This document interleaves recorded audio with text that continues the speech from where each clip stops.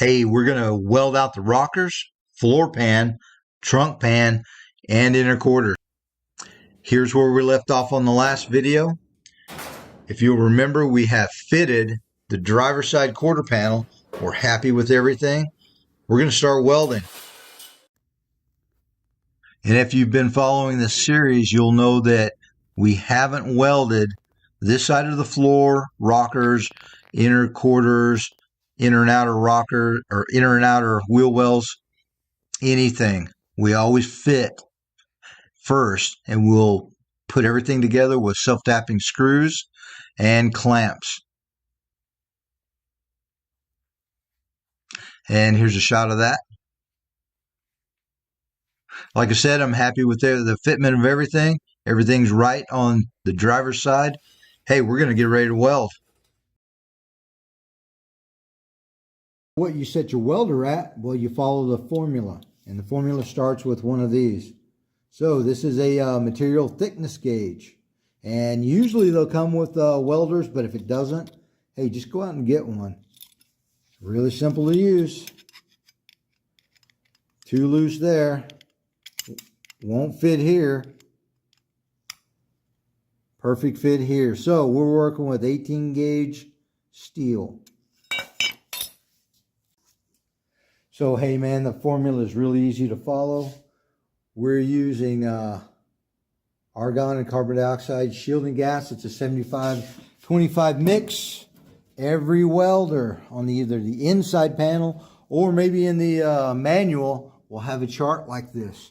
Okay, so now that we know what shielding gas we're using 0.035 wire. That's what's in the machine. We're doing 18 gauge, 16-120.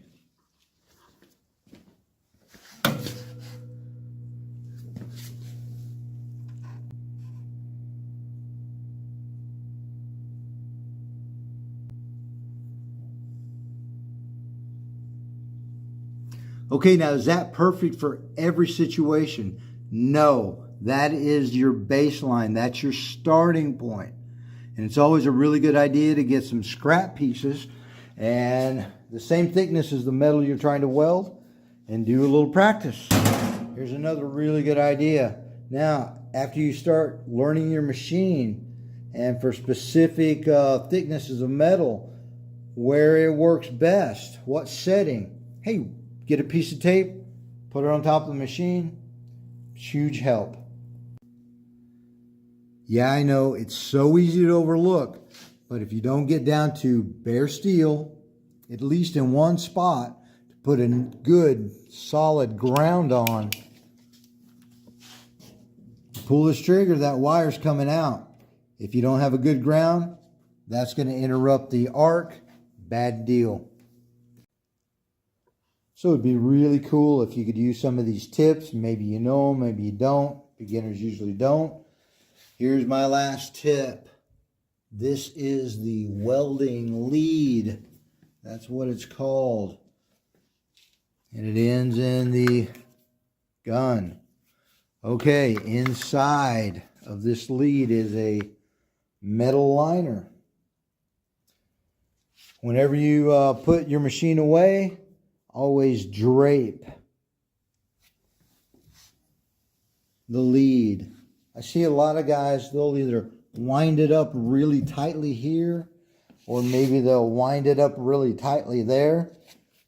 If you kink this metal liner inside by winding it up too tight or making sharp bends, you're not going to make good welds, period.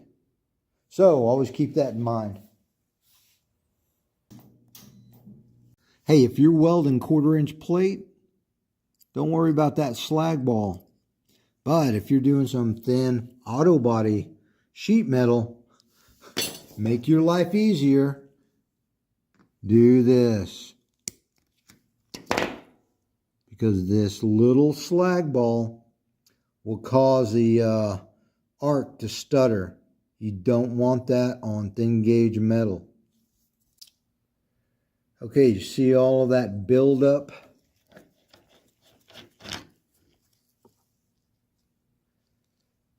all of that is going to cause the gas flow to not come out, and you're going to have a lack of shielding gas. And you can see how much, how restricted it is. So invest in a pair of these. These are welding pliers. You can get them at any welding supply store. Very handy. And the handiest thing about them,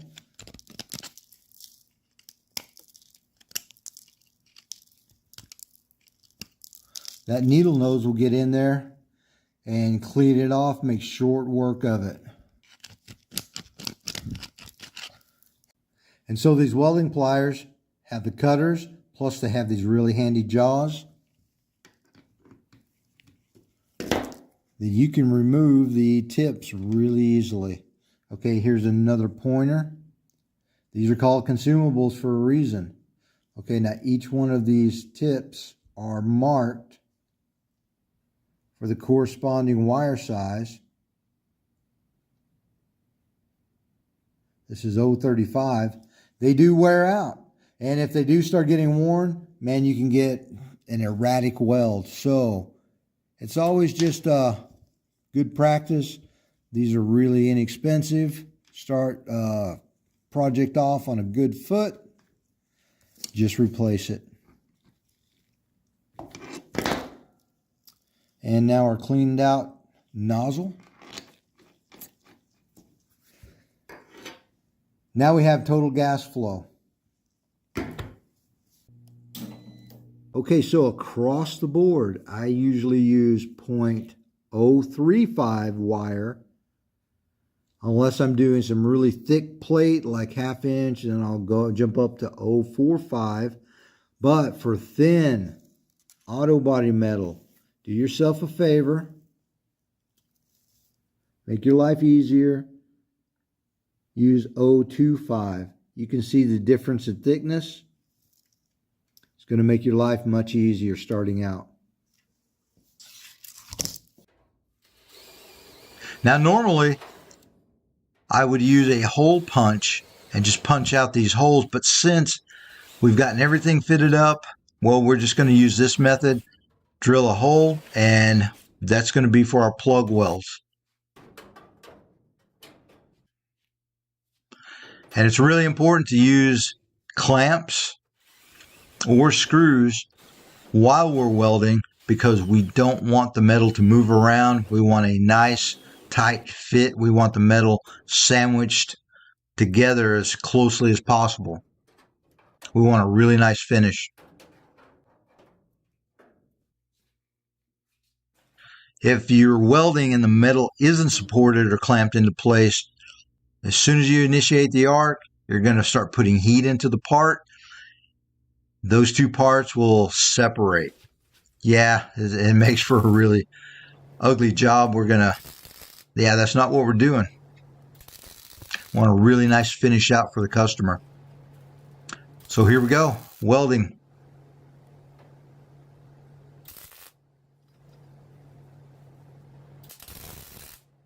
And we always sequence the welds. That means skip around, don't weld in one straight line. And we're going to get those clamps out of the way. That side's finished.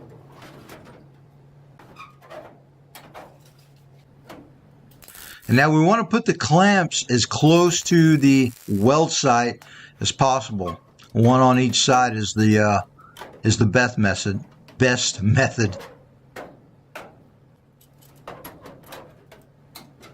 And it's just a slow, tedious process. You clamp, weld, reposition, clamp, weld, reposition till you're finished.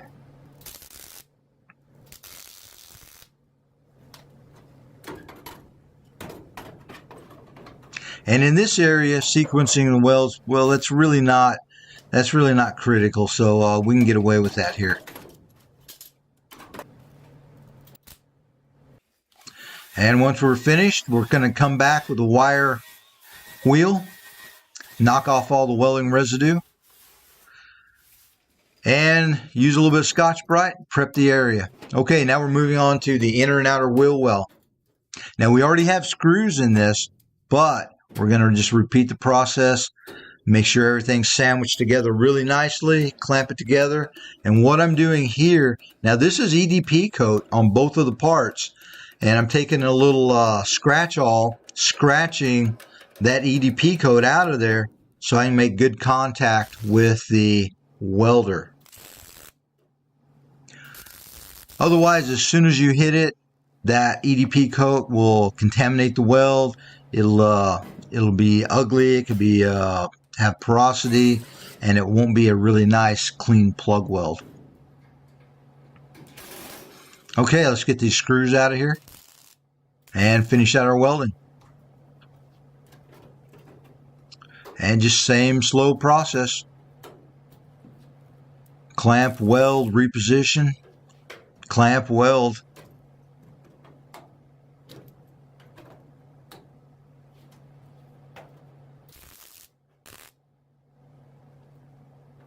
But this makes for a really nice tight fit. And there's a shot of that. Now what I'm going to do is Scotch-Brite that again. Clean the area. And we're going to use a little POR 15. And we're just going to brush this on. This will never be seen again. A lot of guys skip this step. Well, we're not going to. Even if we don't see it, we're still going to address it. And what this is going to do is encapsulate the bare steel, protect it. It's not going to rust inside.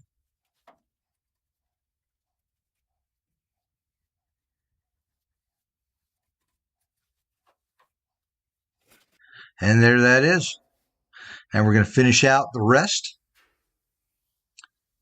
Don't need to get crazy with it. Just need protection in the areas that are bare steel. Now the inside panels get POR 15.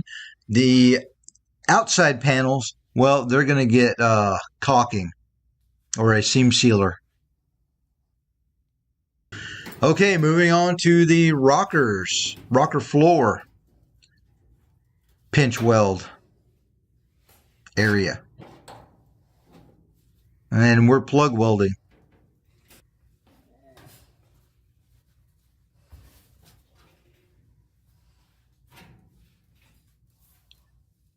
And I'm not really showing it here, but you always use the proper PPE. PPE stands for personally protective equipment. And what I have on a welding jacket, boots, nice gloves, obviously a welding helmet, glasses under the welding helmet because sparks can bounce around, and seen a lot of guys get into trouble, get things in their eyes by things bouncing around inside the helmet. And I also have a respirator on.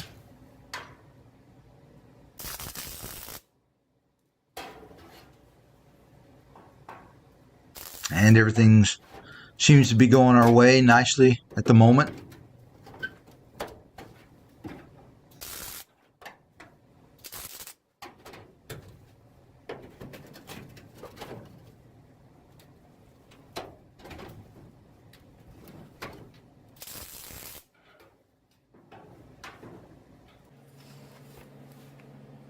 And now we're moving to the front of the rocker and get that finished out.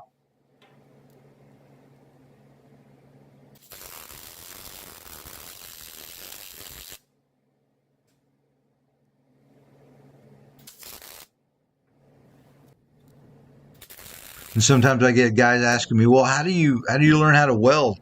Well, you learn how to weld by grinding. And if you get that joke, you'll know how to weld. Yeah, you do a bunch of bad welds, you got to grind a bunch off. You'll start learning how to do better welds.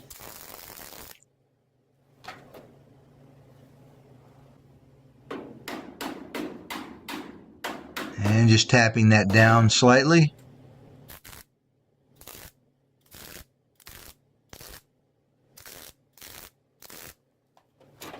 Don't want to blow a hole here, so I'm just going to do some multiple tacks. And now moving to the floor or upper trunk to floor joint, moving those braces out of the way so I can weld behind it.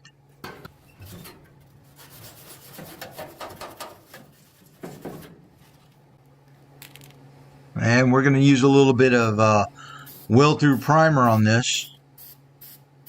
And we're not welding through anything. Usually that goes in between joints, but we're just going to shoot a little bit on there. We don't have to get crazy, just enough so that it doesn't rust after we've cleaned it. Now we're going to finish out the brace welding.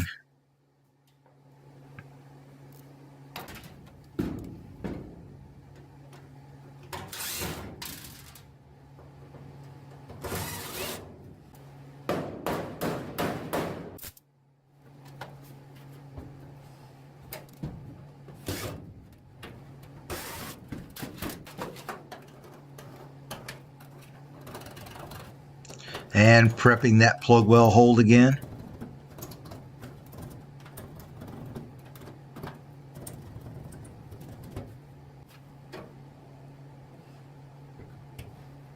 And we're going to run along and put a few screws because we can't use clamps in this area, but we still need the metal to be sandwiched tightly together. And the screws are going to do a nice job. And we'll weld on each side, then remove the screws, and then weld that hole up until we're finished.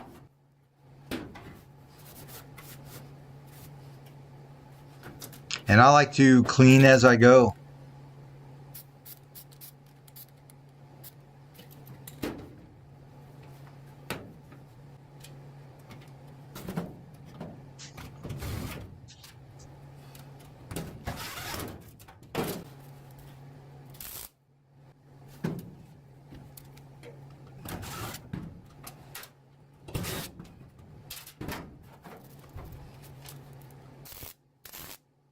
And we're about to get this side knocked out.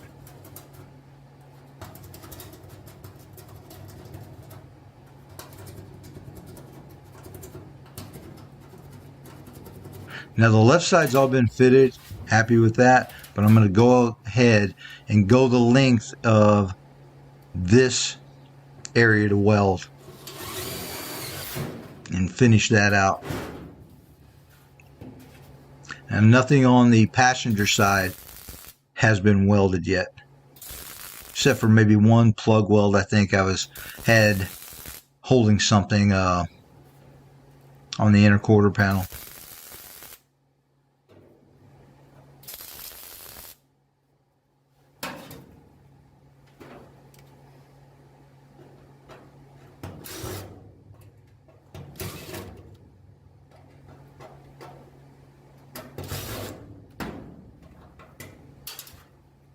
And I have pretty exciting news. We've got a 63 convertible Impala in hand that is going to be an upcoming project. Yeah, so stay tuned for that. And we also have the 64 that we're going to be starting on after this one. And now what I'm doing here is I'm just barely knocking off the tops. I like really nice, flat, flush plug welds. And this is a flap wheel. And we're just going to run over the top, prep it, come back with a little Scotch-Brite, and clean the area. Light coat of primer. Keep things from rusting. Now over the top of that area we will have seam sealer. Okay, lower trunk pan. We have a really nice fit. The body mount bushings are installed and they are tightened down. Okay, here we go.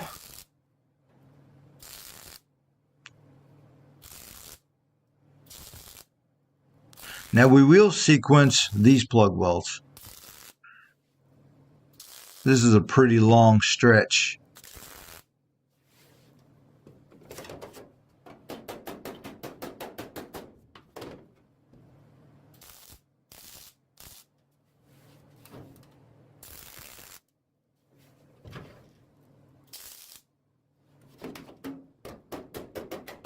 And keeping everything nice and tight.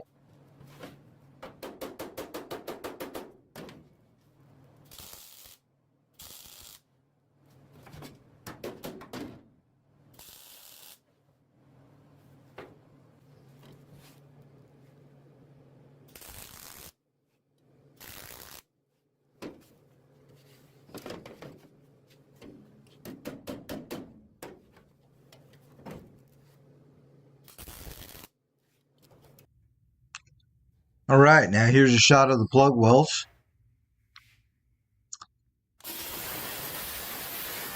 And we'll show you what they're going to look like when we're finished.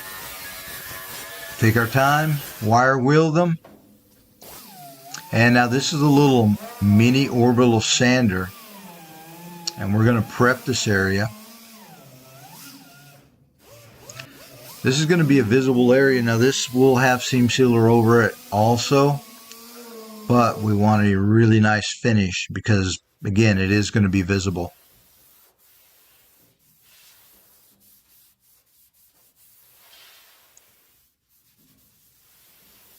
And here's a shot of what we have accomplished so far with the welding.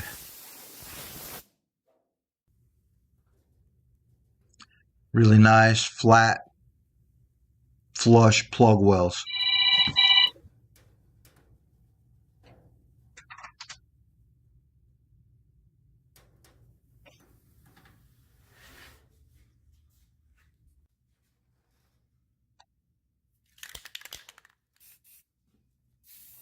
And a little primer to hold it. Really light primer.